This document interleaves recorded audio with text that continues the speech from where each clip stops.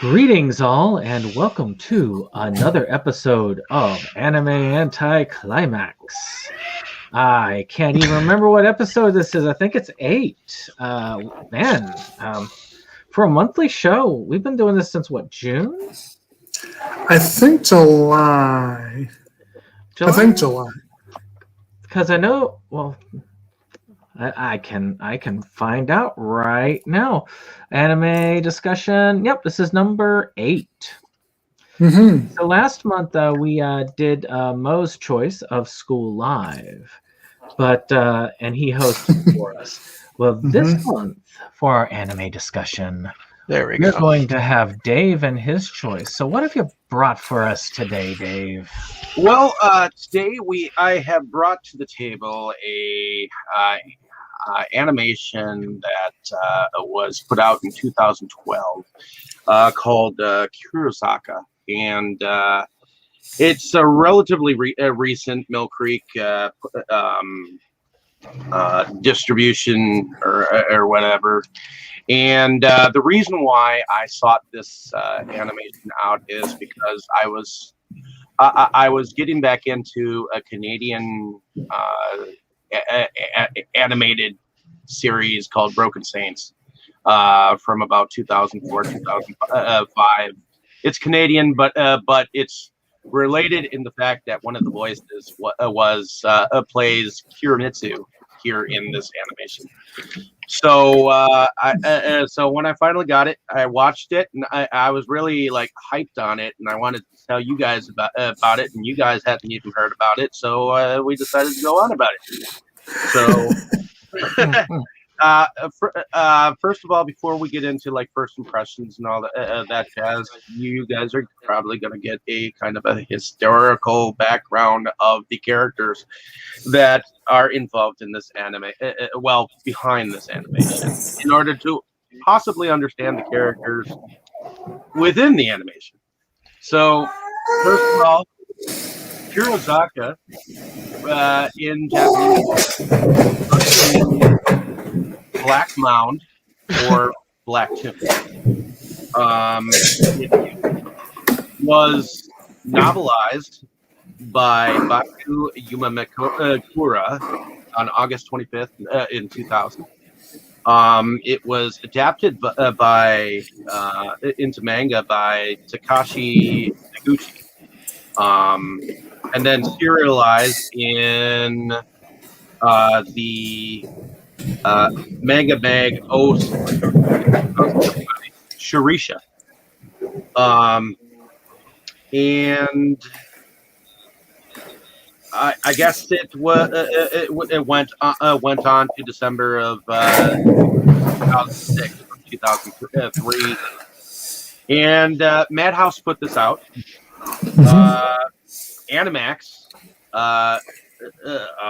basically put this out on their channel from October to December of 2008. And this particular animation was directed by Tetsuro Araki, along with Yoshinobu Fujioka and Tsutomu Shirado. But Rocky was doing directing the composition.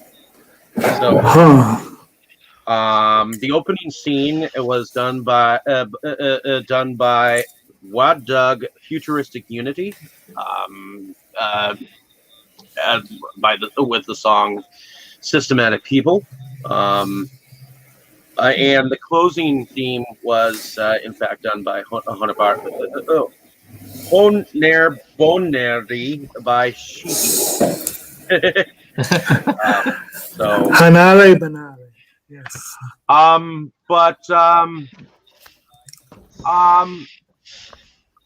Let me go into a history of the characters. Supposedly, the characters of Kuro and Benkei were. Yeah. Don't you want to do first impressions? I figured we'd do it after my historical thing. Okay. About the characters behind, and then we'll get into first impressions. Okay. That's what I figured I'd go on. So, okay. Basically, hero is supposedly based on the character of Minamoto no Yoshitsune. And he lived from about 1159 to 1189. He was a military commando under the Minamoto clan in Japan in the late Heian, early Kamakura period. And he basically led a lot in the Genpei War, and then he eventually died along with his retainer or servant Benkei, and he was supposedly a legendary swordsman. He eventually had to flee his brother, his half brother, and he ended up during that particular period going and studying under some monks, and supposedly that's where he learned his swordsmanship and all that jazz.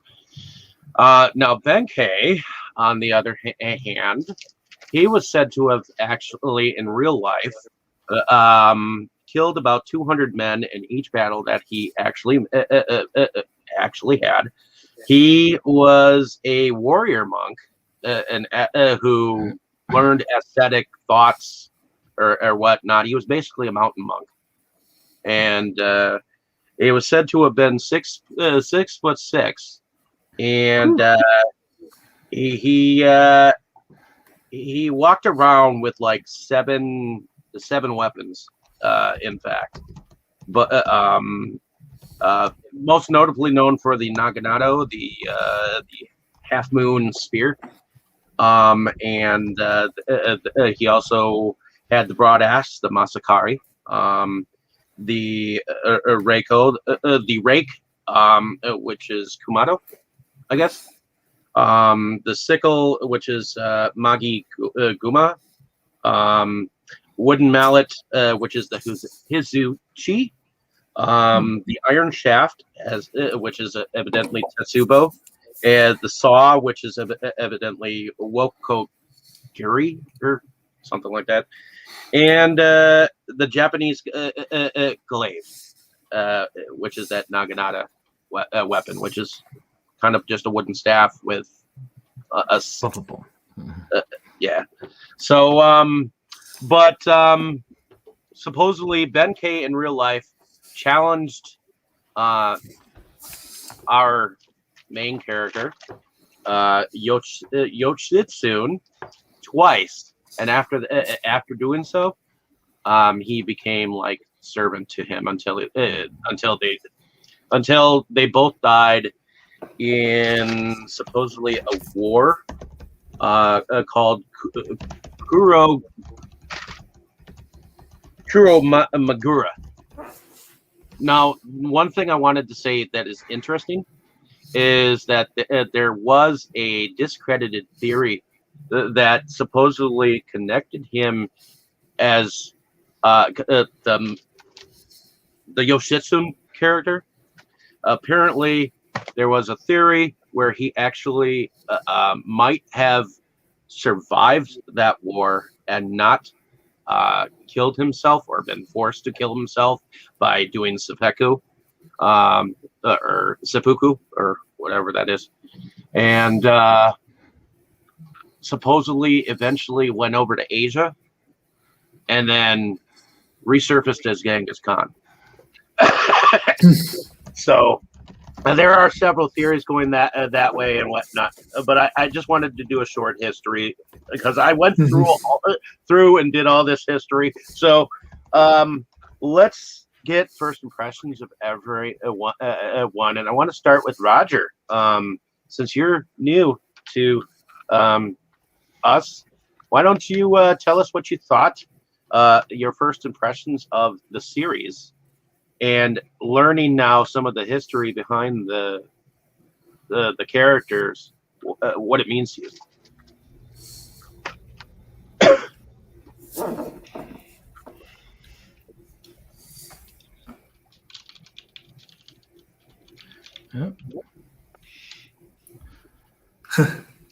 Roger? Oh, I was think- having some microphone issues. Okay. Well, my first impression, it wasn't all right. It kind of, you hear me? Yeah, I hear you fine. Yeah, I think I'm having microphone issues. We can hear you. Yeah, I'm not hearing any audio feedback on this end. I don't. Yeah, I'm going to switch over. I'm going to switch over to Okay. text. All right. Okay. Well, I'll tell you what. If you need to, you could try switching the audio options on the StreamYard under the settings. And what we could do is go to another person and come back to you and see if that works. Okay.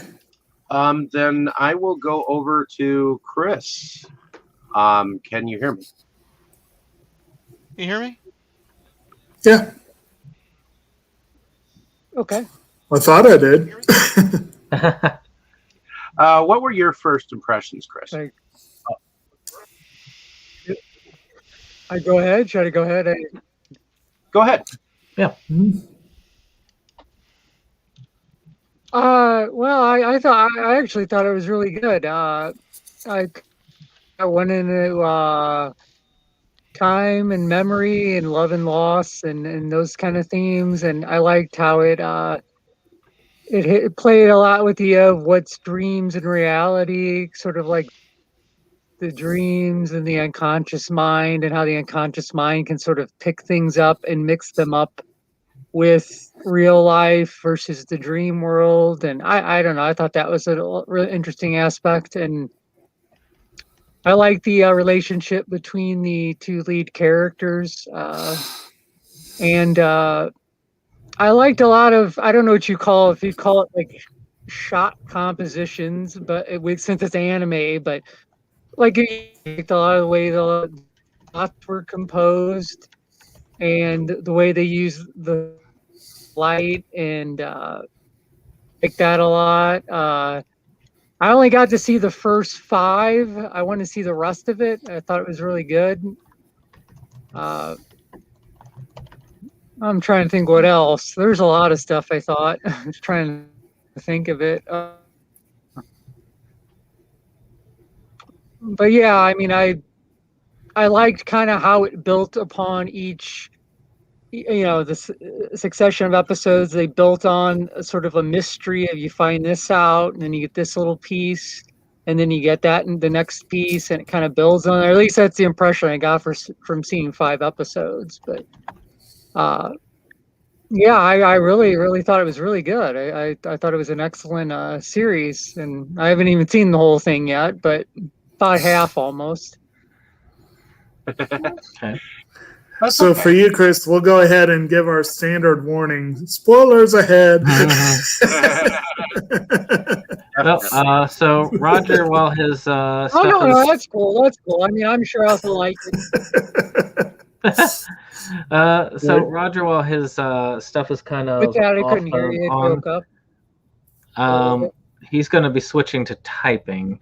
So Okay. we'll just read his responses off. And hopefully we'll be able to get it to work so that you'll be able to join us more vocally in the future. Right. But we'll see. So once that gets typed up, we'll go ahead and read that off. But while you're typing about your first impressions of it, we'll go ahead to sorry, Dave, I took it over. Well, why don't you go ahead with your first impressions, and then we'll go to the Jakes here. So I had never heard of this series before. I had thought, I was like, okay, is this like?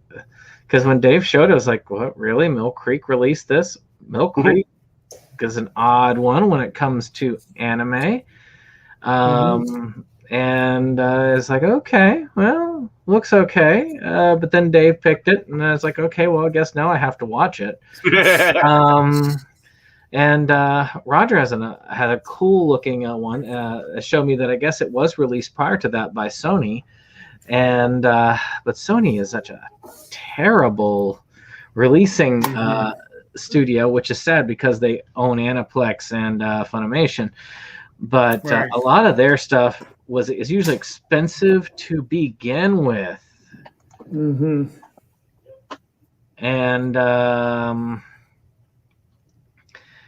that's just kind of sad, really. I mean, that stuff is expensive to begin with, and like Blood Plus, good example. Blood Plus, yeah. I'm not sure I want Mill Creek to release Blood Plus, but hey, maybe one day. Well, wasn't that an Aniplex title? If that was an Aniplex title, I have a feeling it's going to be Aniplex from here on out. Okay. Let's see. Well, Roger, if you were, I didn't think about this, but if the YouTube link was up while you were doing it, it would definitely echo. I don't know if that was what was happening with you, Roger, but if you want to try and rejoin us and try, if that's what was going on, feel free. You got the link. You can use it at any time. That's how it is with us. We all had technical difficulties when we started. Goodness knows. But I didn't mind this one, actually. It was fairly fun. It was a decent action one. Action sci-fi samurai vampire thing. Which, I kind of had some enjoyment for it. There were some good, some bad. And why don't we... Jake, did you give your impressions? No, not yet. Why don't we move to you, and then hopefully Roger will rejoin us, and we'll be good to go. Okay. Well, this is one that I will not say I had not heard of it. I had All right, trying heard again. of it. Oh, trying again. Okay. All right, you hear me? Yes. I hear it. Echo's Echo. gone. So there's the YouTube channel and this channel being up at the same time. Yeah, because it's on a delay with the YouTube. Yeah, so that's they pretty much took care of it. So I can hear you guys properly now. Great. Oh, sounds good. Well, did you want to go forward? Yeah, I had not really started. Yeah, I was Okay, talking about how much I admired your Sony release. Oh, the Sony release had been out for years. So when SeptumSin showed me the picture, I said, "Oh, I know that picture." And I said, "Yeah, I know that was." I showed him my picture. Yeah, so yeah, it's been around for years. It was released by the Sony label, a while ago, along with was the Blood Plus and the whatever Astro Boy version they had out and other stuff. Mm-hmm. Okay. And what were your first impressions of this? Kind of reminds me of Ninja Scroll. Okay. That's what it kind of reminded me of. Overall, I think overall when it was kind of interesting at the beginning. It kind of went on and on and on though. So I wish I had a little more. I don't know what it is, but it was a good show. It just wouldn't something that will keep my attention up for that much longer. Okay. Need a little more of the ultra violence. I did like Gyro a lot, yeah. But yeah, it's a good show. It just has some story elements, and you have the time travel part of it, and the awakening, and the coming back from the dead, and the head transplantings and stuff like that. I actually agree. It reminded me of a combination between Basilisk and Blood Plus. Basilisk was good, man. That's a real good show. I like it. I could see the Blood Plus part of it. I haven't watched Basilisk. I can see the Ninja Scroll part of it as well. But there's some other parts I can see that I'll get to in a minute. But okay, go ahead, Jake. What were your? Oh, okay. Well, I wasn't trying. Were you done, Roger? I didn't want. Yep, I'm done. Oh, okay. So this was one I had heard of. Actually, I had heard of this collection. I think I read a review on ANN about this. I know Sony had released all three of these, and then Mill Creek came along and did a condensed offering. And of the three, I think Kurozuka was the one that I had a little bit of interest in, but it was very little. Like, I had not really thought too much about it. And then when Dave mentioned it, I was like, I guess I'm going to have to get that set, aren't I? Yeah. But I will have to say, and then I started it up. Well, first of all, I opened it up, and found that the discs are on a freaking spool, which is anyone who watches this channel knows neither myself or Brandon likes that approach one bit. It's very annoying. And then I started it out and I'm like, where is my Japanese dub? There's no subtitles. There's no dub. subtitles. That's unfortunate. No, you have to That just sucks. watch it. Yeah. Oh, yeah, it sucks. Now, one thing that I will say, and then when I saw the credits, this was when I really was like, Kuro, voiced by Mamoru Miyano. Kurimitsu, voiced by Romy Park. Rai, voiced by Hoko Kawashima. That's like 3 of my favorite voice actors. You got Light Yagami, Edward Elric, and then Kawashima's played so many characters. Now, in fairness, the English voices are the same pool of actors that apparently Viz used a lot back in the day. And Kelly Sheridan and Brad Swale are the English language voices of Ukyo and Moose, who are our favorite Ranma characters. And Janice Jod, who plays Kurimitsu, has a large number of supporting roles in both Ranma and Mason Ikoku. What's that? Which Janice Jod is the voice that led me to this. Right. Mm-hmm. Well, it's again, these were familiar voices to me. I don't watch a lot of English dubs, but these were high voltage in terms of that period of time voice actors. But I want my option to watch my favorite VAs on the show. And it ticks me off that Mill Creek, you failed with this release. Actually, but anyway. I wanted to ask real quick when you mentioned that, because you came up with a point. Roger, you have the Sony release. Did the Sony release have the option for Japanese? No, there's only dub. So you said it's Sony's fault. That sucks. Yeah, it came that way. I looked at the package. I said, "Oh, let me look at the Japanese." I said, "Oh no Japanese. That sucks." At least Sony sprung for the Japanese for Blood Plus. I would have been very upset if that was otherwise. Yeah. But at any rate, so I came to this with kind of middling expectations. I didn't realize it was a vampire story after a fashion. And then, of course, you get to the very end and learn that the mermaid flesh legend was, in fact, part of the story. And I like that. I like both of those approaches. And I like Kurimitsu as a character, even though she tests my patience as the show goes on.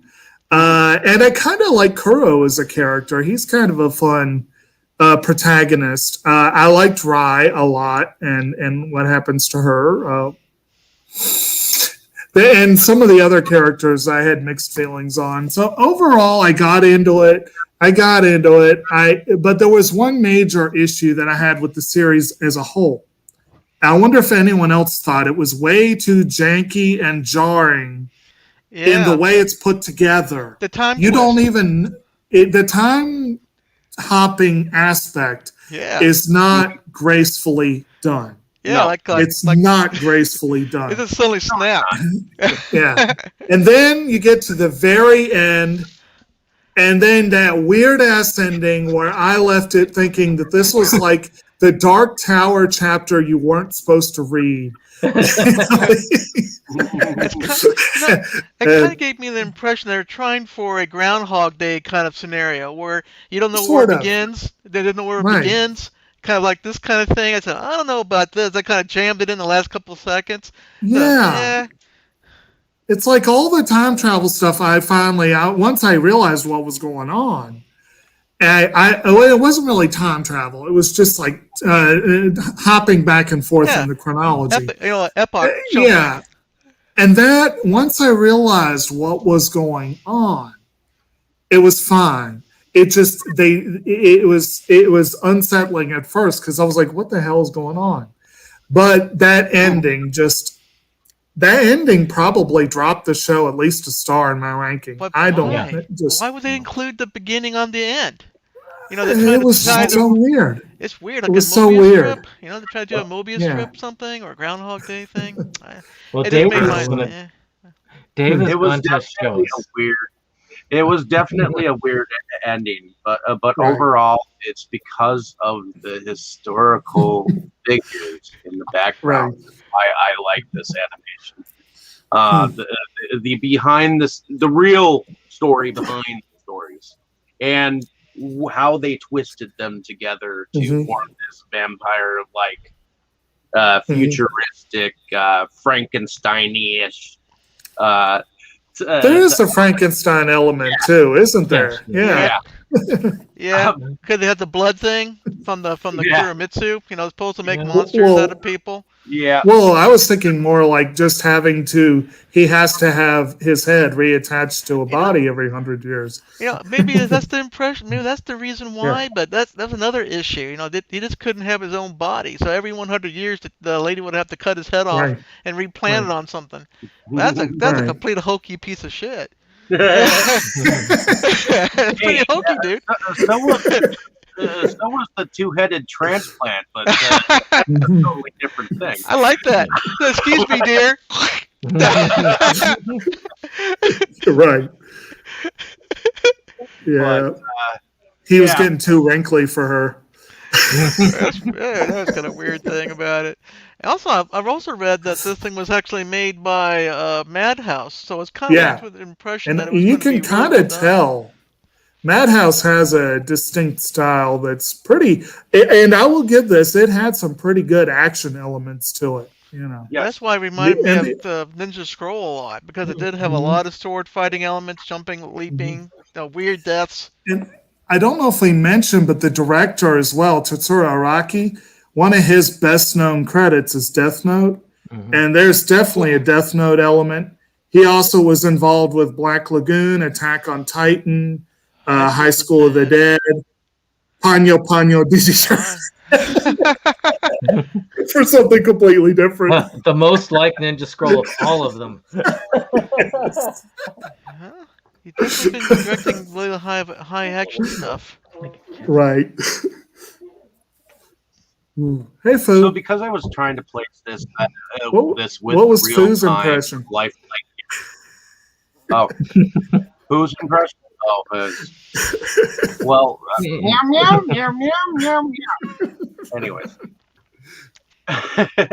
so because I was trying to place this with the real life like heroes.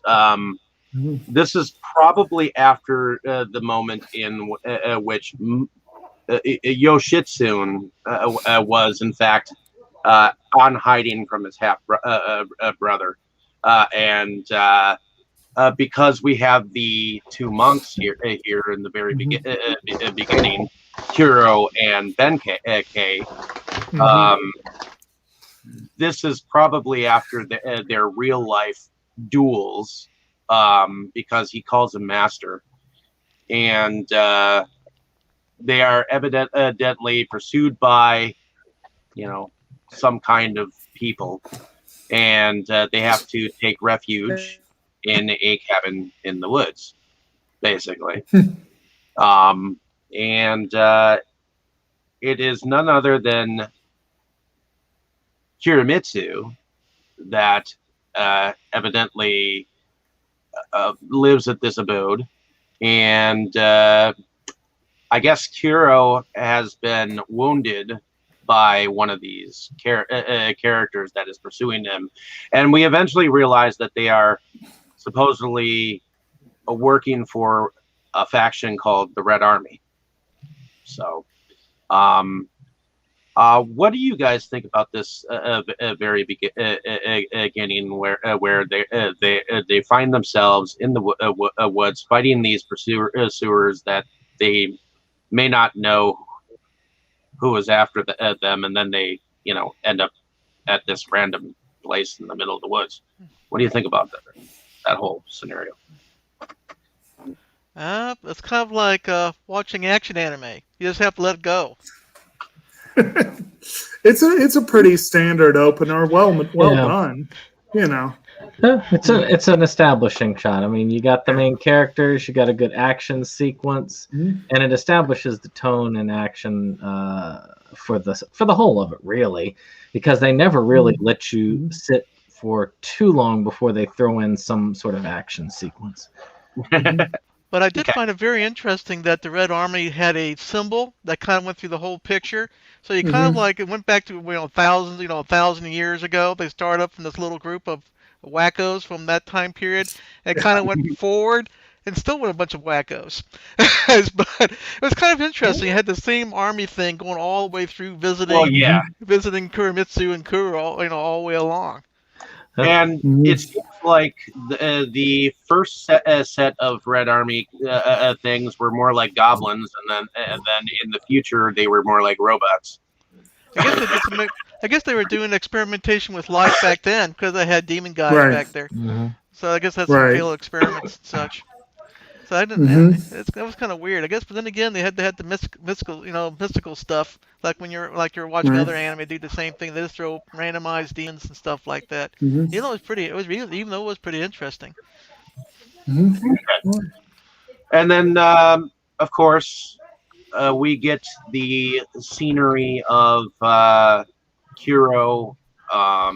He's sick in bed, and and the two are told that he can stay there for as long as he wants. Just don't come back and check out my room back. Yeah, right out of Bluebeard. Right out of Bluebeard.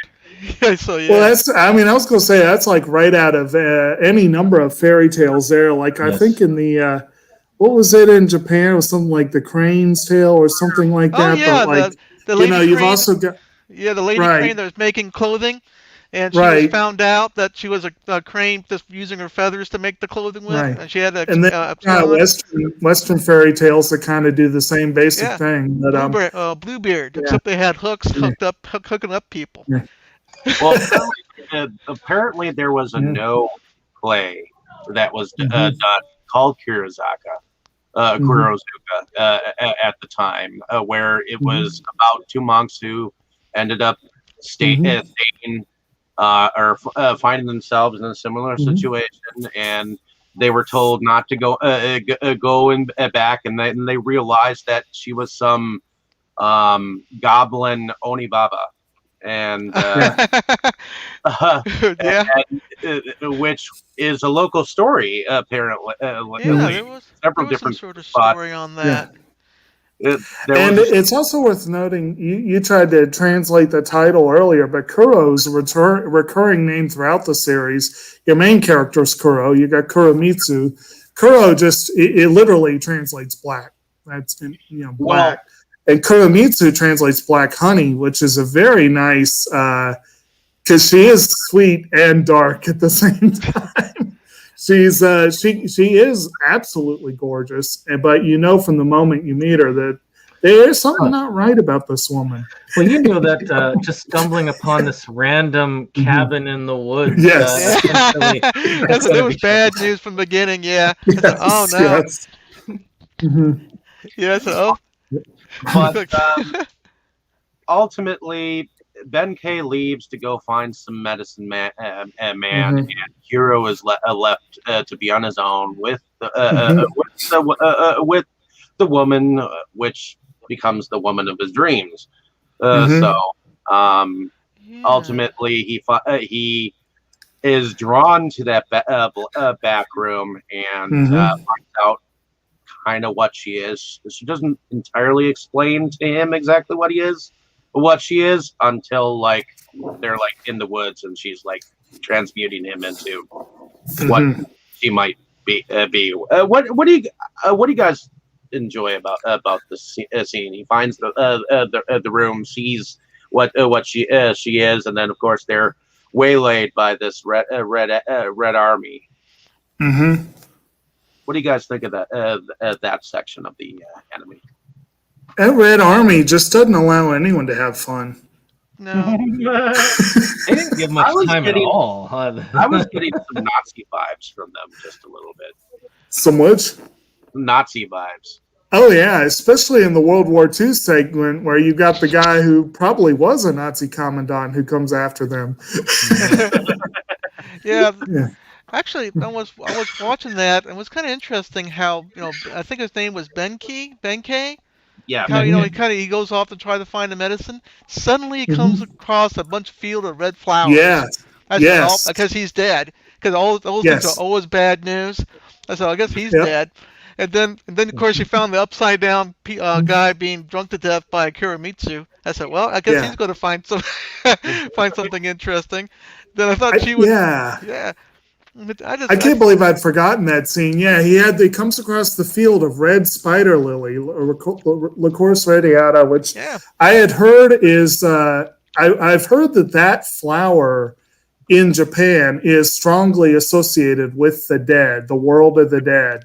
It factors heavily as well in the anime Hellgirl. And so when I saw that field, I was like, oh. And what was that? And the Tokyo Ghoul too. A lot of that Tokyo Ghoul. The other thing I was thinking is poppies. Poppies will put them to sleep. She does drug them.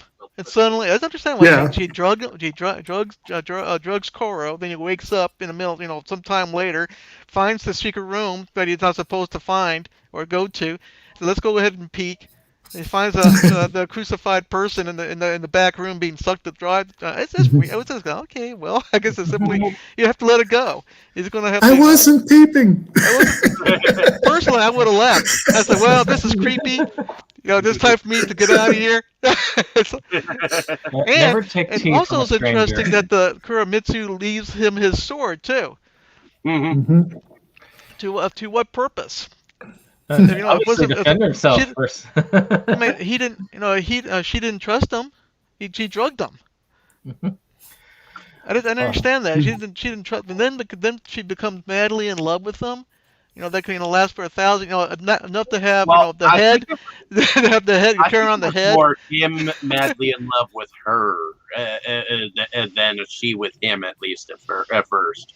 But because this has that vampire-esque ishness about it, of course you have that connection where he was her first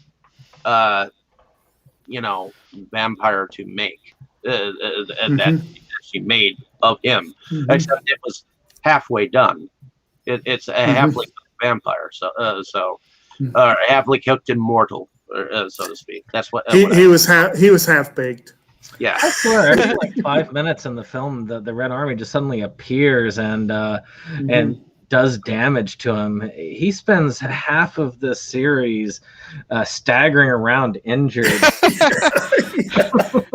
Yeah, but I do like the sequence of the colors when he turns in, starts to turn into the vampire.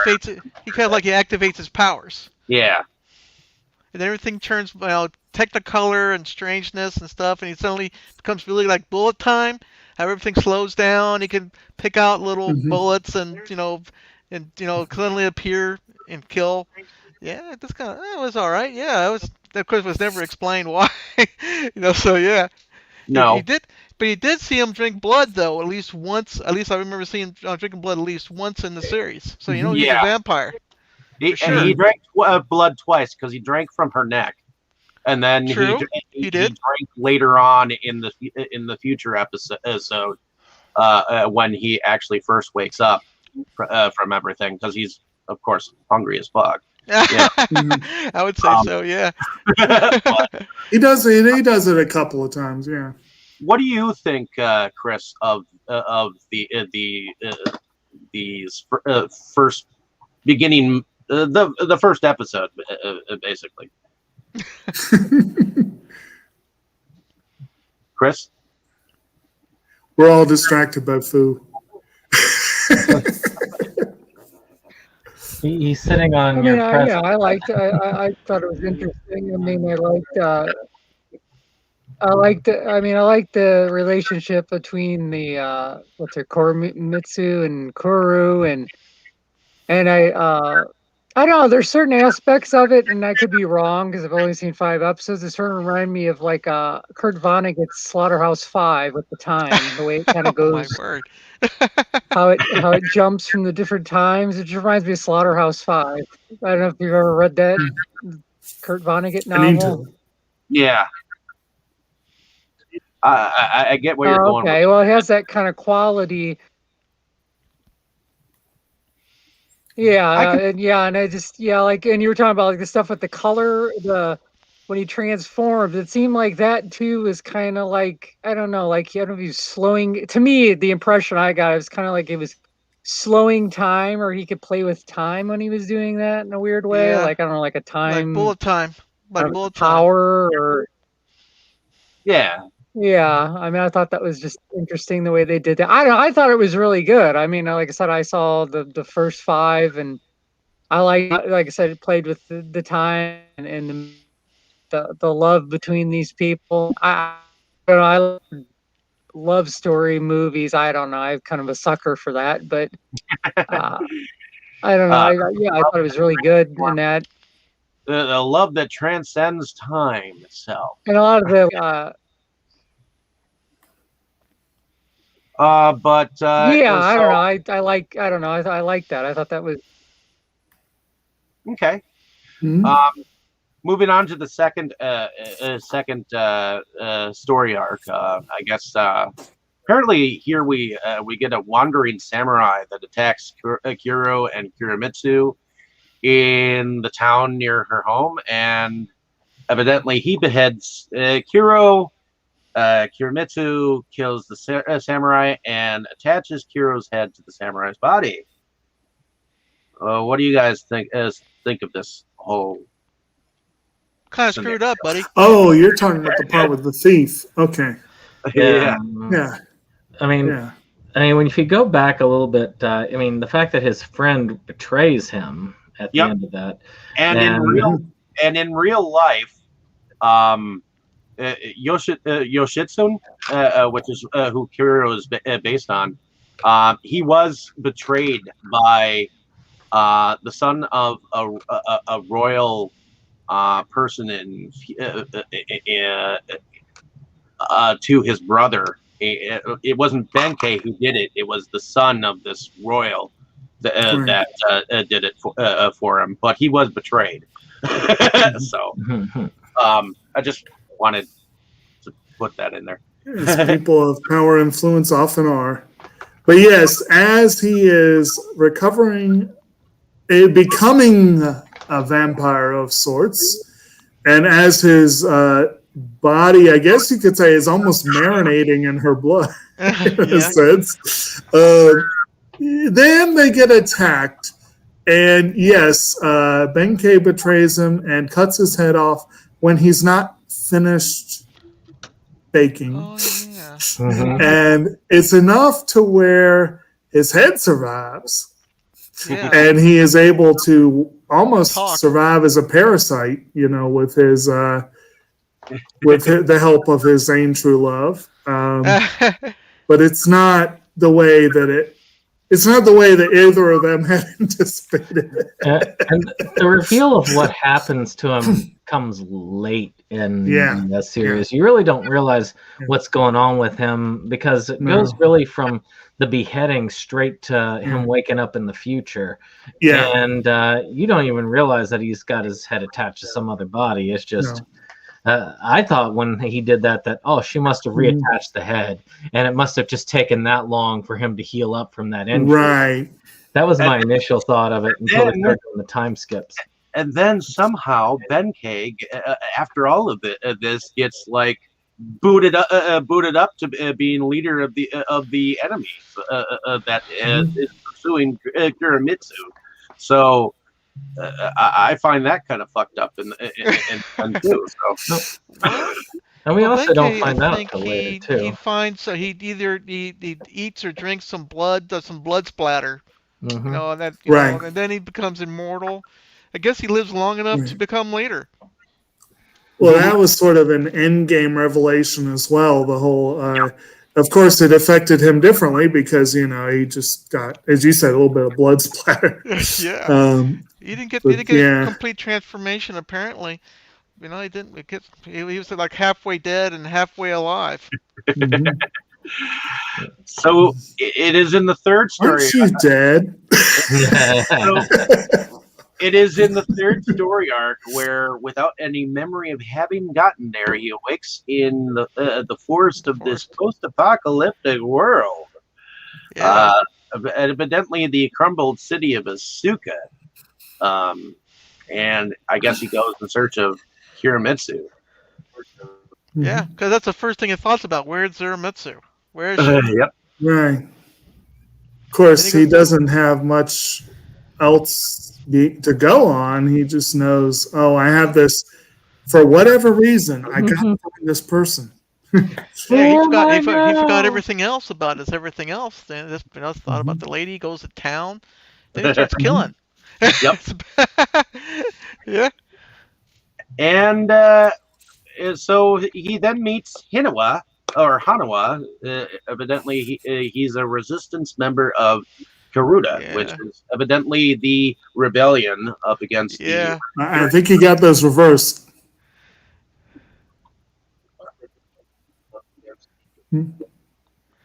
What was that? Yeah, I might. He said you got those reversed. Karuda is a Haniwa man, remember? Yep. Yeah. So he ends up meeting up with him, and he ends up running into some of the other characters like Rai and the other character that recognizes him because of his sword, which ends up getting stolen in some kind of process where you know they noticed his powers, and so they after a sort of a massacre in a bar, which apparently is where we meet this German commando dude for the first time. With Well, yeah, the guy that looked something right out of was it? What was it? What was that anime? Well, I'll figure it out. He reminded me a little bit of M. Bison. Yeah. Yeah. Oh, the Peacock King had something like that. He had all the weird German soldiers. Yeah, I was just thinking about. But yeah, he had a weird spaghetti man that takes care of people by strangling them or electrifying them. Yeah. Then you had the strange resistance. It's almost as if they put it in there just for some fun for Kuro. You see, this is one of the things I thought was squandered in the series, was the resistance. Yeah. I mean, they had that cool. They were the victims. I mean, the resistance had that really cool bar set up as a base and all of that. I really feel like if the series was longer and they weren't trying to rush through things, they could have done some establishment of some of the characters a little bit better. Had him play, because the future is where the majority of the story takes place. The rest of it's just flashbacks. And I think that they could have done a lot better with character establishment. They might have been able to sneak in a few flashbacks here and there. But I really do think that they wasted an opportunity there. You had a nice home base they could have been working in and out of. I don't know. I feel like doing that would have probably made the series a little bit better, made me feel a little bit more for the characters. Maybe, but then again, you're kind of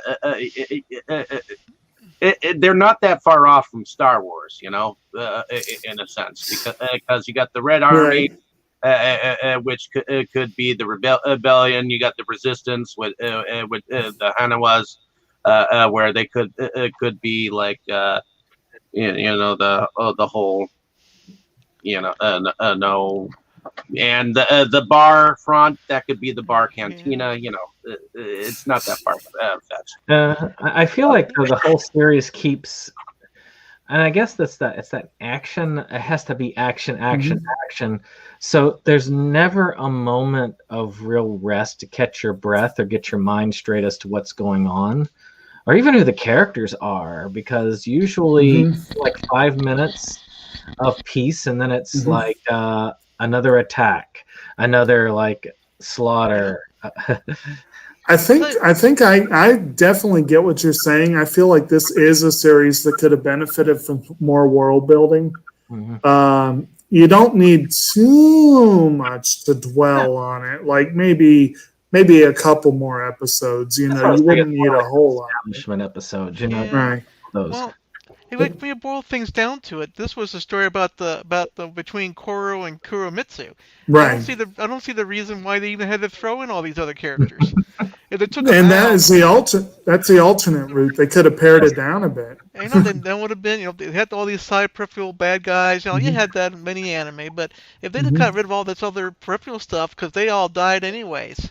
Mm-hmm. The leader explodes by blood poisoning. The whatever happened to the lady? I guess she dies against whatever demon it is, because the Mm-hmm. leader lets them all in, lets the demon in. Yeah, it just like they feel like kind of tacked on. So yeah, they should have just either gave it more episodes, like one version, so it had more backstory, because it had very little emotional attachment to any of these characters. Mm-hmm. I mean, they all Yeah. were evil, Right. pretty much. Yeah, they had very little sympathy for me. But would have been more interesting if they had if they had kind of focused on the relationship between the vampire lady and the guy instead. Mm-hmm. And then, because Yeah. 1,000 years later, I guess they could have done the Red Rebel Army or whatever it was, and then carried on. Maybe I like would have liked to have seen. I would have liked to have seen a little more in the World War II era, and maybe a little bit more in the one or two eras before that. You're right. But the Ninja Scroll comparison comes into play here, because in a lot of ways it did feel like mid boss, load bearing boss. There was a full load bearing boss. Yeah. Well, Actually, I and was the end reminded- sequence, in the end sequence with Benkei and Kuro, that to me felt very much like a Mortal Kombat moment, because they were setting up the bridge with Raiden, at the end, So, but if they cut out that nonsensical ending, that would have given them 4 more minutes or whatever that they could have used on world building earlier on. Yeah. They could have done it. They They could have gone. Oh, sorry. I was just gonna say they could have gone the Wandering Samurai route with that, and had him do a couple episodes in each era as it goes, and then kind of have him on a. That might be an interesting thing, is to have it like start there and you just keep moving forward from in era time, to era. and It'd be then kinda cool. end it at the future thing. Yeah, I like that. They could have had something from the beginning, sometime like during whatever war it was, and what quick relations they had before the next era. So I think it would have been interesting, instead of this massive time leap 1,000 years later. Who am I? I don't know. Let's find the chick.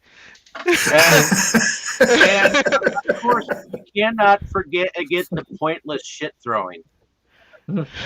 Actually, I that was my favorite character in the entire series. Was that old man.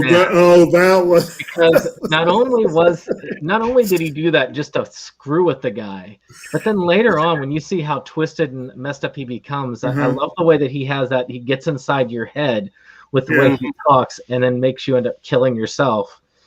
Yeah. How can you prove that you are not dead? That would be a pretty because you can die. hard thing to do. Yeah. Yeah. Hard to do. I mean, you can't fault his logic there, but it's an unfortunate thing. It's like, well, to really truly prove this, I'd rather not prove it. So ultimately, Ray and the other guy that evidently is one of the Hanawa, Ray. Yep, and she eventually, she's portrayed as like kind of a hooker at first to get information from people, which is kind of sexy in its own way, but. We'll get to that. They do some. They do show some skin, but I don't think that they entirely went sexy. Well, they didn't go ninja scroll in there. Yeah. They just ripped the shirt open just a little bit, but in any case, he gets taken to Sanawa, which is evidently the old and wizened woman of the Hanawa clan, and she evidently knows things even beyond her years, which she's kind of like a Yoda kind of a character, in a sense. And I like the place that he's brought to. It looks kind of like old. It's got like ornate like wooden doors, and the way that he opened up the key and then had to press like a couple of blocks just to open up another door. And then they were inside the inner chamber with this long staircase thing. I just like the ornateness of the rooms, and for some reason, I enjoyed the flashback that he had while he was in front of that headless horse. Yeah. What did you guys think about once he finally got to the Hinawa headquarters there in Inawa or whatever?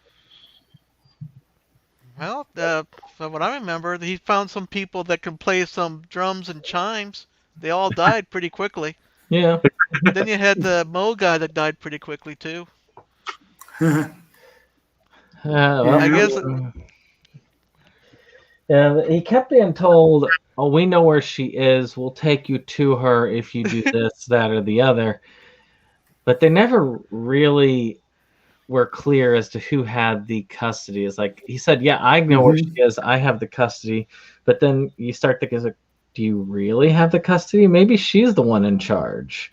Well, especially since that one demon girl with the tentacle vines and whatnot, she was killed by Pyramid.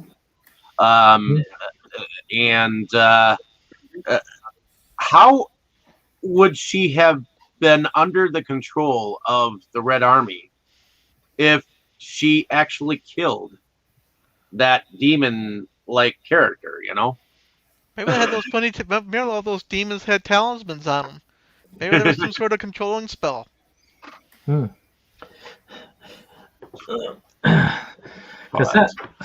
that was the big thing that was kind of weird or iffy in the plot line, was that they kind of did a weird switcheroo with that, saying that they were using her blood the whole time, and then eventually it switches around and they were actually using his blood from some sort of weird cloning project, which you find out one of those one of the people that's been going with him as his friend, which is actually a clone.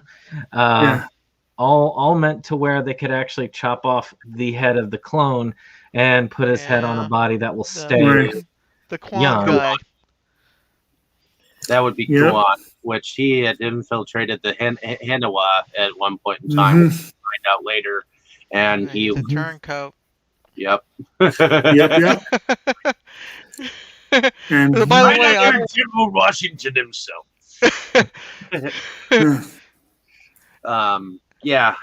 So ultimately, we have a battle between him and Kuan. I'm gonna run to the restroom real quick, okay? Go ahead. Yeah, and meanwhile, he is. Okay, sorry about that. Right. So interesting. Another interesting Ranma one. Saniwa is played by Kathy Weseluk in the English, who was the voice of Shampoo. So that's kind of fun. Slightly different. Slightly different character. Before we even get to the Kuan battle, we get a very interesting bus jump from the Hinawa people, getting them to helping them to get to the palace, or the Palace of Mirrors. But I like how the whole jump happens, where while he was trying to go up the ramp, I think that one dude with the shell, he ended up doing that whole "Are you dead? Are you not dead?" kind of a scenario with him, and he just decided to stomp on the pedal and speed up the ramp, and that was kind of a hell of a jump, to tell you the truth. What do you guys think of that whole lead up to the Kuon battle? Well, before that, we didn't even really talk about Izana, did we? No. Huh. Yeah, I didn't like him much either. No, I didn't like it. Well, why don't you explain to us who Izana was? Well, he seemed at first to be sort of the lead of Haniwa before you meet Saniwa, before you actually meet her. And, you know, he's kind of the guy that seems to be the one in charge. And it's obvious from the start that he's a bit of a jerk. But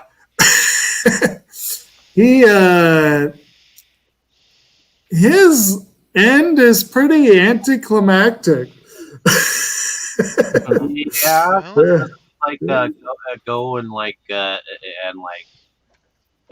put himself in some kind of a machine or something like that. And yeah, some sort of android or demon shell or something. Well, he injected himself with Maybe a that blood, golem? the Some sort of Nietzsche golem. blood.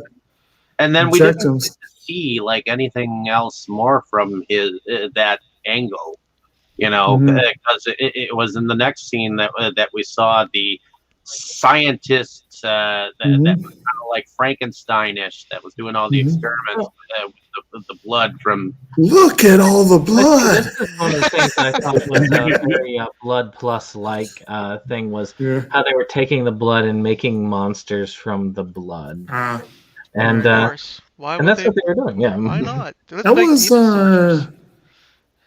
what did they call them in that one? Was it chimeras or what was it? It's been a minute since I saw that one. It's been a long time.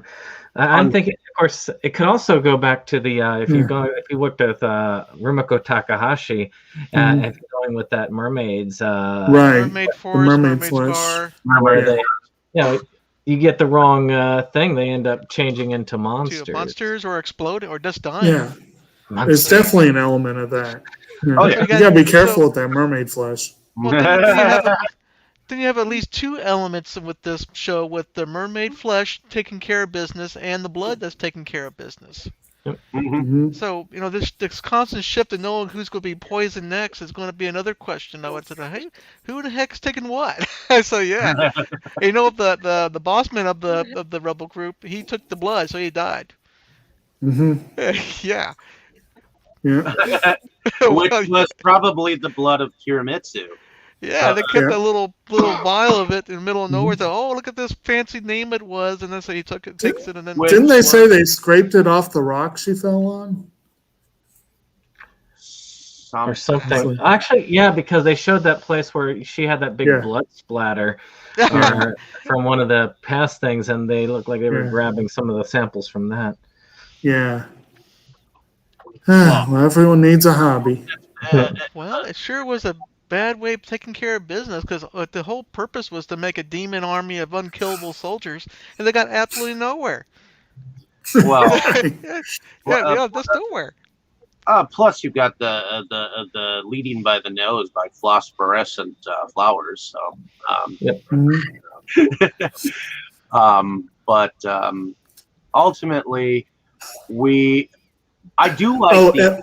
We do also need to mention when they go looking for Kuramitsu. I think this was before the highway chase. I could be wrong, but they visited the Shire. I thought that was great. They visited the Shire. I thought it was great. I was see, and that's the one thing I'll admit, this is one of the things that makes it harder for me with the series. Is it really is hard to nail down the timeline really well. And I'll admit there's parts of this series that kind of, I don't know, that I kind of missed in my head that just kind of got left behind. And I'm like, oh, this isn't important. Move on. What about at the end when they finally, they infiltrate the whatever temple it is, and they Yeah. kill all the bad guys. They get to the last place that happens to be the shack that everybody starts from.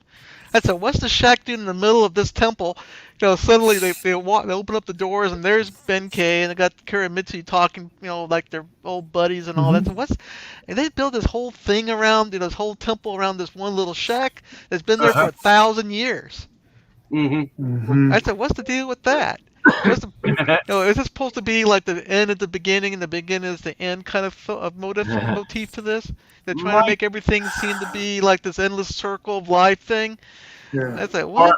Or like Kuramitsu was like, and Benkei were like, in a sense, like gods, like in a separate world or some shit. Yeah, they're like spirits because they were like traveling from place to place. They were outside the universe looking in.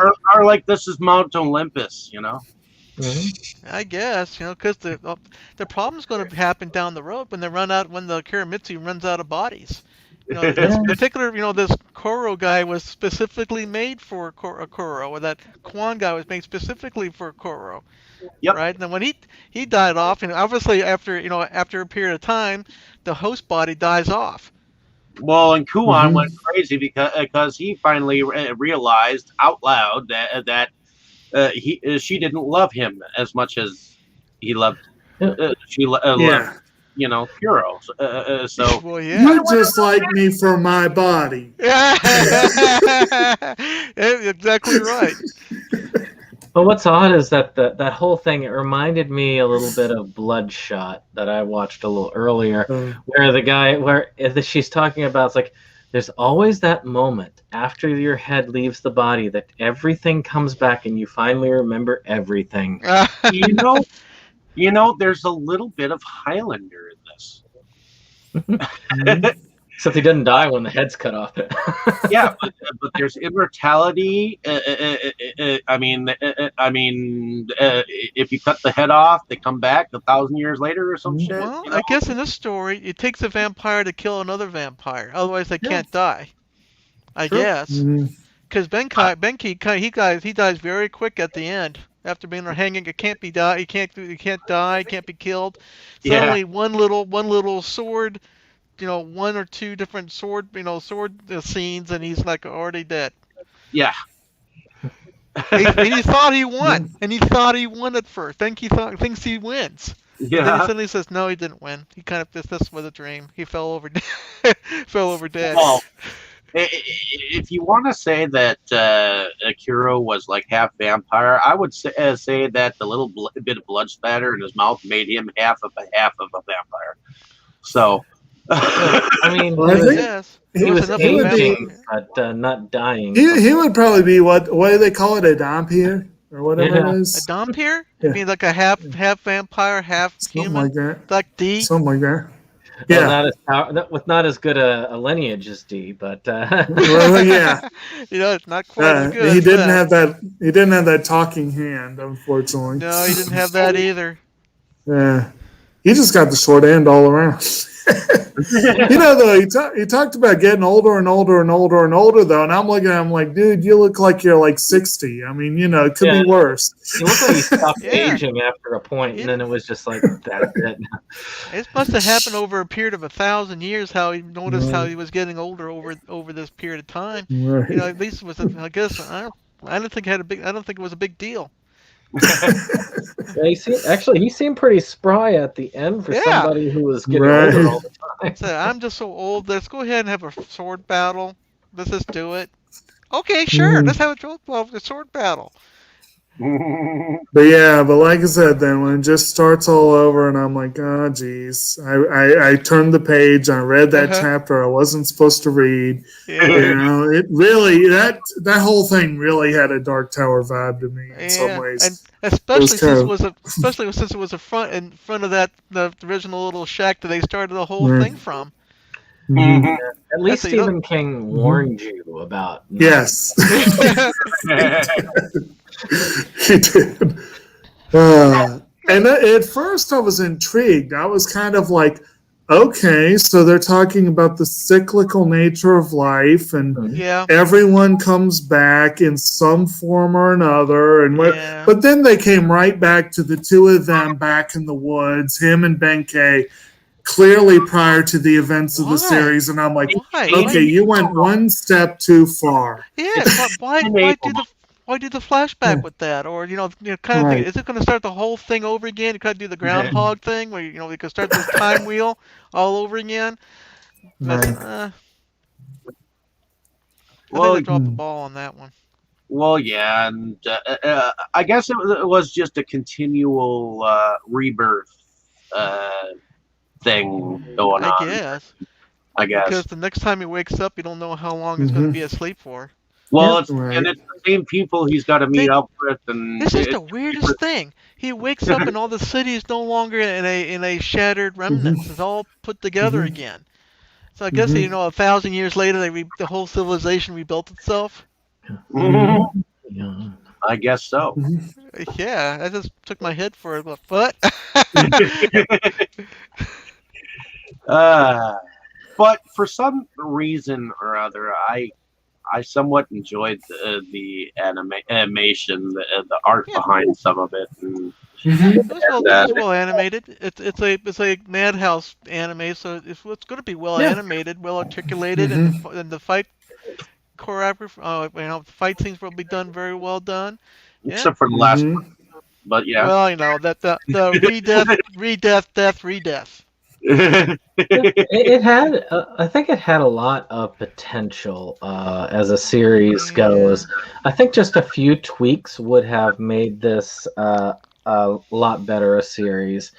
I Yeah. mean, Mm-hmm. maybe, like I said, we even threw out a couple ideas that would have made this a lot more interesting. The lone samurai thing, Yeah. or even dwelling more on the rebels, like staying with one plot line more. It might have done it, but there's a Yeah. lot of potential here. Oh Mm-hmm. yeah. Um. Well, have we talked about much of the characters? Is there a character that anyone else wanted to touch on? Uh, I'll really tell you the truth, Dave, that I didn't think anything of any of the characters. They were there. The most of the characters were there just to die. Quite literally, they were just straw puppets. So it only came down to, for me, with either how much did I feel about Koro, which I had the most amount of sympathy with, but he was an evil character anyways. And then you had the lady that was got the materializes and rematerializes throughout the whole series. So I Mhm. don't know, man. I just didn't have much time to feel anything about any of the characters. I just wanted to see the fight scenes. I was kind of interested in how many people is going to die in this particular way. What's going to happen when somebody takes the blood? I just wanted to see that happen. And so Okay. yeah, so I see the different kind. I was really interested in that Mo dancer leader guy that Mhm. died later on. I was kind of interested in that character. What's going to happen? But he died pretty quick. And but, it's just that I just didn't have many feelings for most of the guys and ladies in the show because either they died too quickly, or there was all this sudden flash forward of what happened in the past is no longer Every there. time And every time you got interested in character, they killed him off or some shit. yeah, Don't get especially that attached. especially that leader guy. That Like leader guy decided to betray this whole cat, like I was whole group. I was getting into Ray, and then she got shot in the head. I was like, what the hell? Yeah. I mean, I liked her. She's the kind of character I tend to put my sympathies toward. If I gotten to hear Hoko Kawashima, I would have very much been like, it's one of my favorites. But then Cologne went and did that, and I was like, you sure? Yeah. Yeah. Sure. I think we've talked about the characters, the only characters that really had a lot of note, because as I said, Right. it's just, a lot of the characters were Yeah. kind of there and gone. I guess Right. where the pacing of the action took Mhm. away things before we could even get attached long enough. Yeah, the Mhm. main characters went through the meat grinders so many times. It was hard to Mhm. watch. But that's why that Sometimes. Wandering Samurai thing works so well. That's why I Ninja think, Scroll works so well. Is yeah, it because isn't Jubei is bad to the bone.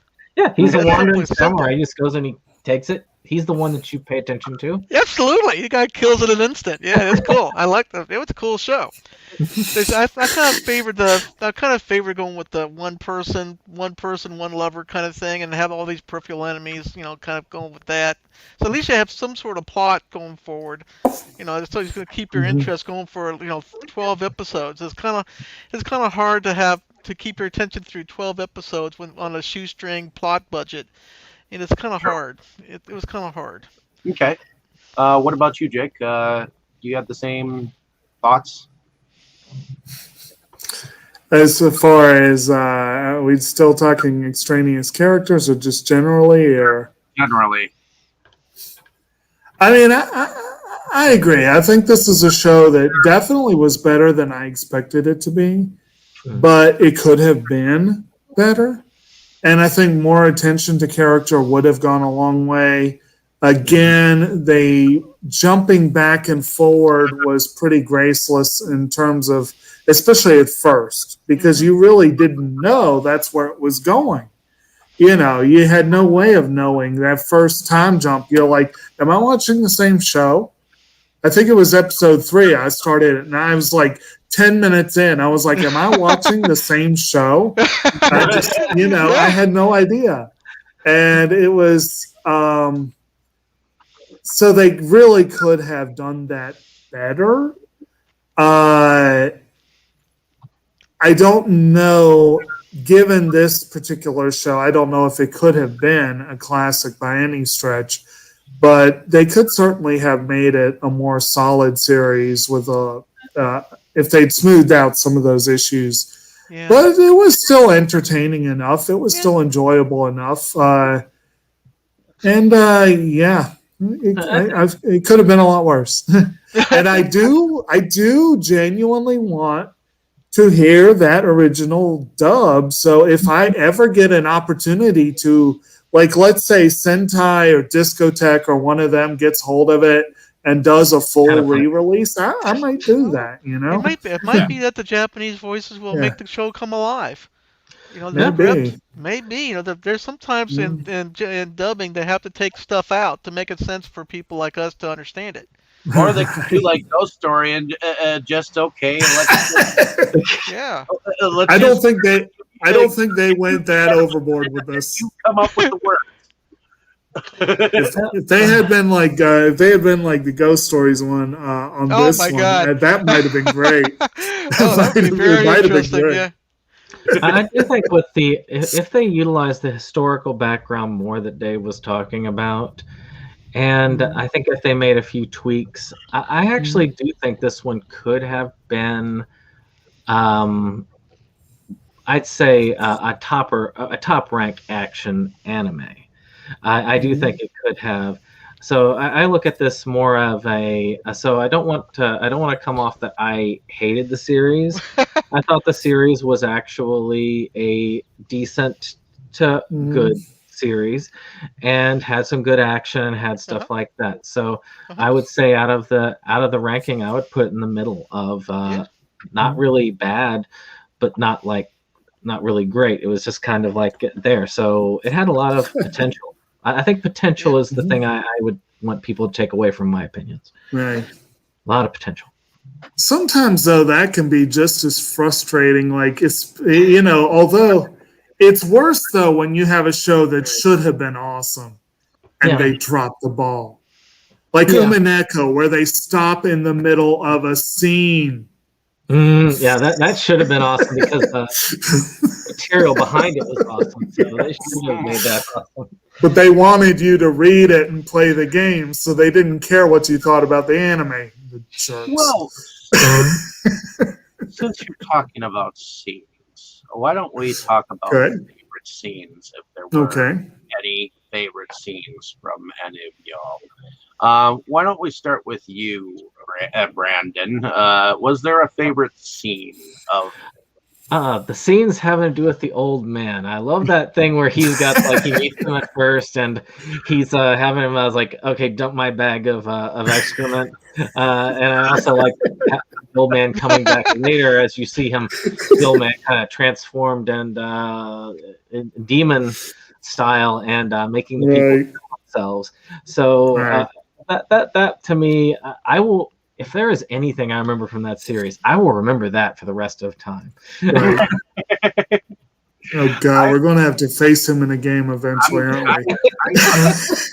I'm going to have to agree with you. That's one of my favorite scenes, especially when he's like, "Is that shit?" You know, That was a lot of it too. and then he just hurls it into Yeah. the River Rhine over there. You know, so Mhm. or the Euphrates or whatever. But what was your Polluted it. favorite scene, Jake? If there was one for you. I'm tempted to mention that scene. I will say the scene in the prison cell where he convinced the guy to off himself was pretty awesome. Mhm. And the one that was mentioned earlier, again, I can't believe I forgot it, but the field of the licorice flowers, that to me was just a great little moment too. And possibly the reveal of Kuromitsu, the reveal of what she is, was kind of a nice little moment too.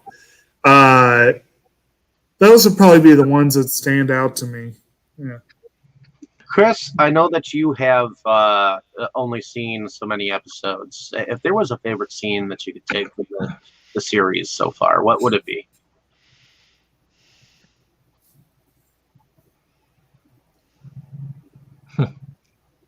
Chris? I liked, I liked pretty much any of the scenes. Like, like how it kind of jumped around with time and how he was like, it was like his memory, or you weren't sure if it was a dream, or just a lot of the scenes between the two leads, because I thought it was kind of like their show, at least from the 5 episodes I saw. Like they were like the central part. So I guess I couldn't pick one scene, but a lot of those parts I really liked a lot. I thought they were really well done, at least in my opinion. I don't know. I liked. I don't know. I thought it was excellent from the 5 episodes I've seen, but. Well, hey, that's good though. I'm glad. To me, it always makes me happy to see. If I can't get something, it makes me happy to see somebody who says this is something I really like. Because to me, that's what makes the medium amazing, of film, of TV, of anything, is that something that I could look at and go, okay, this is all right. Somebody else could go and say, this is amazing. Another person could go, this is the worst thing I've ever seen. It's that's what the power of the art is. I mean, that's how it is. Yeah. And I know that that you somewhat told us a little bit, but Roger, if there was a favorite moment that you could take from the series, what would it be? That's a good question, Dave. Believe it or not, I think the most interesting part was the Noah dancer. You know, that there was Okay. that The mysticism all the kabuki way from dancer? the beginning to the end. I think this is kind of cool. What they're going to do with this thing? You had the interesting dance, kind of had the interesting flow, and of course, that was the one thing I was kind of thinking about. How they're going to draw this out? Because actually, that was the part I was looking forward to almost every single scene. Interesting. And I liked when he turned out to be the load-bearing boss.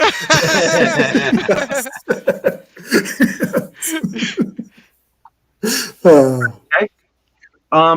What did you guys think about the theme music for the series? Yeah, kind of irritating if you ask me. I like The use of the chants in the scenes Roger was just talking about, I liked that a lot. The end theme vaguely reminded me of some of the themes from Blood Plus. It was all right. The opening theme, I didn't go for it. Yeah. It reminded me of the second opening theme in what was it? Death Note. Death Note, yeah, but not quite as good. Very Well, hard. the score of the series was done by Yoshida. What did you guys think about the interline music throughout the series? Kind of forgettable to me. It didn't make a huge impression. No, I feel like it wasn't tonally off base, but it didn't really make an impression the way Yeah. some of the stuff I've Series- seen. The series couldn't take advantage of the music to make something more exciting or more emotional about a particular scene or a particular relationship. So I think the music was disjointed for where it was disconnected. But it wasn't bad. It just wasn't really Right. in sync with what's going on the screen in front of me. So I didn't Right. think much of it. Okay. Right. I'm also a little spoiled because the last two shows I saw were Nisekoi and School Live, and both of those, the music was great. Yeah, Both buddy. of those. Yeah. In School Live, our last discussion did actually most of our Yeah. previous ones. We had Cowboy Bebop. We had Uh-huh. even our first couple. I mean, Paranoia Agent and Yeah. Higurashi. Igarashi Yeah. had some And, amazing music. We had a Absolutely. lot of good. They knew Yeah. how to use Kino's music to make Journey. absolutely. Yep. Kino's Journey. Yeah, it was very well Yeah. done. So Yeah, I'm not sure the music in Itsudate Ma Santa was all that classic, but it was the greatest of all of it. Again, I guess one of the reasons why I liked this one was the historical value behind the characters that they based it on. And one of the deaths I thought was kind of interesting was Benkei's in real life. He evidently, at that last battle, he was shot full of arrows and he died standing up. And they call it a standing death. Because by the time they walked over to his body, he was still standing on the bridge in which he was standing, and then he finally fell over once they reached him. So that was kind of an interesting thing in real life, even though he was not the person who betrayed him in real life. It was still interesting the way he died. Yes. Yeah. So, on that note, I think we are finished with our discussion, unless anyone else has anything else to say on the matter. Well, any final thoughts on Kurozuka before I take us back over again? I think Kurozuka is an average anime that will appeal to a certain niche type of anime watcher. To others, it's probably going to be remarkably forgettable. On the other hand, I will give Dave props for having me watch a show I haven't seen yet. Yes. This is actually the third of all the ones we've done so far. This is the third one I had not yet seen. Dane's Pick Gunslinger Girl had been on my radar for years, and I just never got to it. And then Mo did me the favor of picking School Live, which I already had in my collection. So maybe next month we'll get to do one that I have not seen that is in my collection, but we'll find out.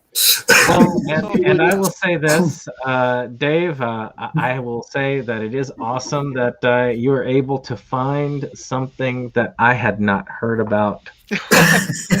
So Rather obscure, yeah. Well done, Dave. I mean, that's a really obscure title, yeah. Well, and it was all because I looked up the voice actor in Broken Saints because I was heavily into all that like psychological bullshit that they were portraying in the religious aspect of the series. Right. And Broken Saints was interesting. I was curious as to what other things that she'd done, and I saw Kurozuka as something, and I looked it up, and Mill Creek had just come out with that set, and I was like, "Shit, I'll buy it, and I'll see what's up with it." And, Lord knows I near discombobulated though it is, I like it. Hey, Lord knows I've done the same thing with Lisa Ortiz. But with that, I'm going to go ahead and wrap us up. Again, thanks to Dave with Inside Movies Galore. Thank you, Dave. Who Yeah. of course, we're going to be on the Inside Movies Galore channel. They're going to be discussing, Jacob's birthday month. So he gets his picks of, what was it? Fargo and Kumiko's treasure something. Oh, sorry. Fargo. Yep. Oh, there we go. And Kumiko the Treasure Hunter. Yes. Yep. Yes.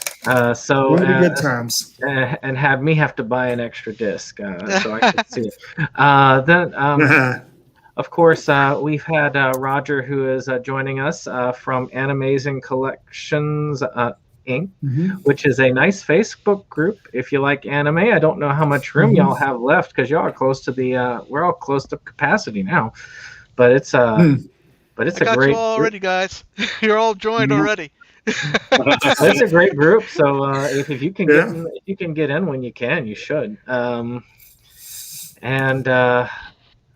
Chris, of course, who is Light and Shadow, excellent writer, and a lot of his blogger posts, which I originally got to read off of, and then also his YouTube channel, which I have also enjoyed when he posts. When it comes to people who can find things that I had never heard of, and I have enjoyed, that is part of the channel, and that's one of the cool things is that it helps to. All of this has helped me open my mind to different types of cinema, different types of art, and I am thankful for all of y'all. So. With that being said, of course, I'll talk with y'all after we sign off. But for the rest of you, you guys don't get to hear that part. So Right. we'll see you on the next one. Take care.